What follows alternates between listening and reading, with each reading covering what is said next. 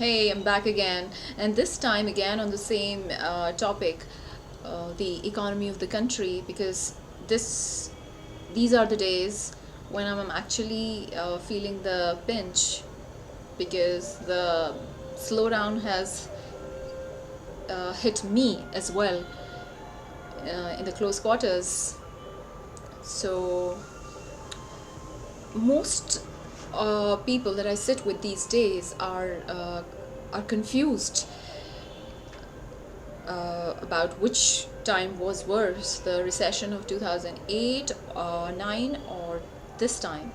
The answer is, from the statistical point of view, 2008-9 was far worse than 2018-19 slowdown of the Indian economy. That's because the GDP was growing at around 3 point something percent then, 3.9% to be precise, from the data that is given in the Planning Commission of India, and it is posed at around between 5 and 6% this time.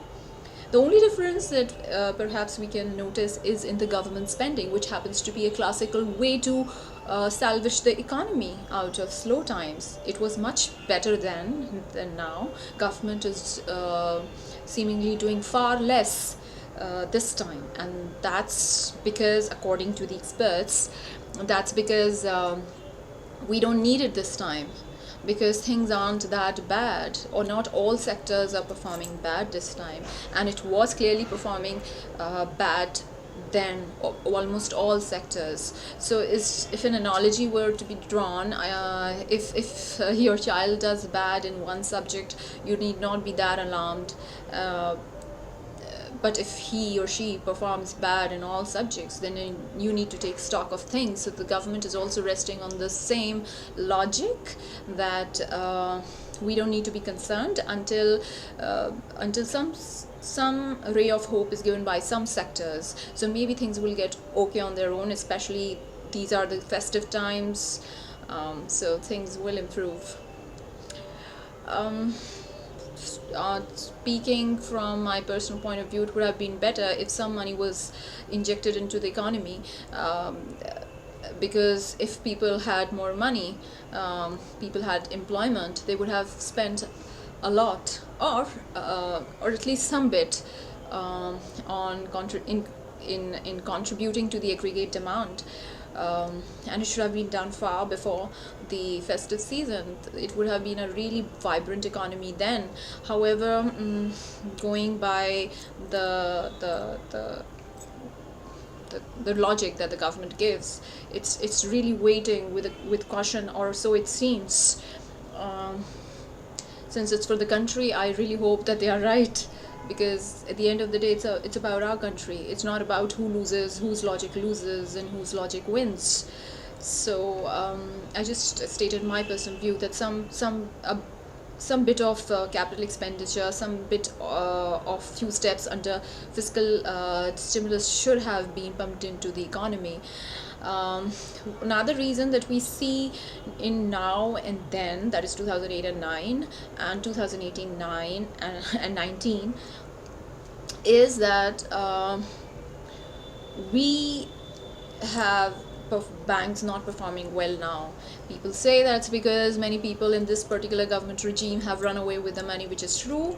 Non-performing assets has been a reason, but all those loans were extended in the previous government. If that's be of any consequence, the idea is that people have run away with the money, and that's one thing that has to be fixed, and it has been fixed. Had they not run away with the money, the idea of KYC being such a stringent requirement would not have taken shape. So everything that happens brings a better system brings forth a better system. So and we also see many urban cooperative banks folding up. That's because they perform in a very small universe. They don't sustain. If a good chunk of their assets, or the loan that they have extended, they don't come back with interest, they can't sustain. It is not so with bigger banks. And one more reason I need to add that the cooperative banks have folded up is because they weren't conforming to the guidelines that were given by the Reserve Bank of India. So now the ones that have survived are the ones that were more in tune to the guidelines that are given by our central bank. That's the RBI. So you need to put things into align things better. Be more prepared for the worst.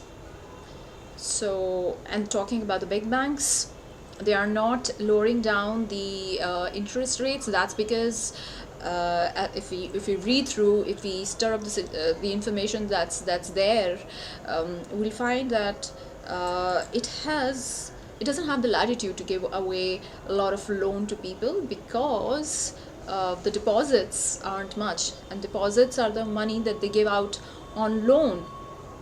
So if the deposits aren't much, the loan won't be much. And there is keeping in mind that they also have to keep a certain amount as a cash reserve, the certain amount that always should be staying with the banks, and a certain amount that has to be invested into government security. They aren't left with a lot of money. And there are certain people who stack their money at home, which is called the black money that can't be accounted for, is neither paid as tax nor saved in the banks. So all in all, that's the situation. The only thing to make us hopeful is that all sectors aren't performing bad. The growth rate isn't as low as it was in 2008 or 9, which again is inconsequential. Bad times or bad times, it may hit any one of us at any time.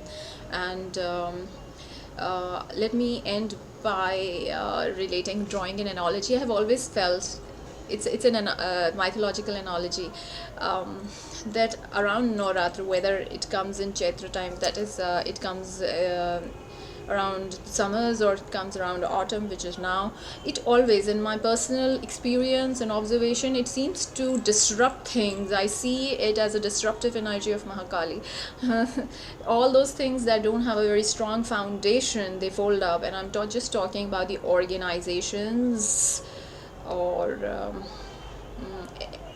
relationships or anything that does not have a long time future, does not have a long time strong foundation. They seem to fold up. You can relate it to the rejuvenation and the reset that the nature reset button that the nature presses around the spring and autumn time. Spring, you have new leaves coming into you see new leaves on the trees, while autumn is a time where the leaves aren't very healthy, they just fall off. Or you can also relate it to Charles Darwin theory, survival of the fittest. Only things that have a very strong foundation. Again, let me not talk about, I'm not talking about people who've lost their jobs or businesses that have shrunken. I'm talking about the foundations that the weak foundation, the unfair foundation, the wrong foundations that organizations were operating in. They have shed few leaves and they'll completely fold up by next Navratri, because that's exactly what happens. Things that aren't strong, they won't survive. Survival of the fittest. Only those species have survived that were fit to survive.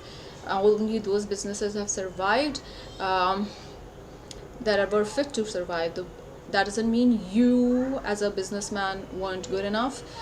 You weren't maybe good enough for this particular business, or maybe it's all being very hopeful, but hope is a good thing to have. With that, I'll wind up. Bye bye.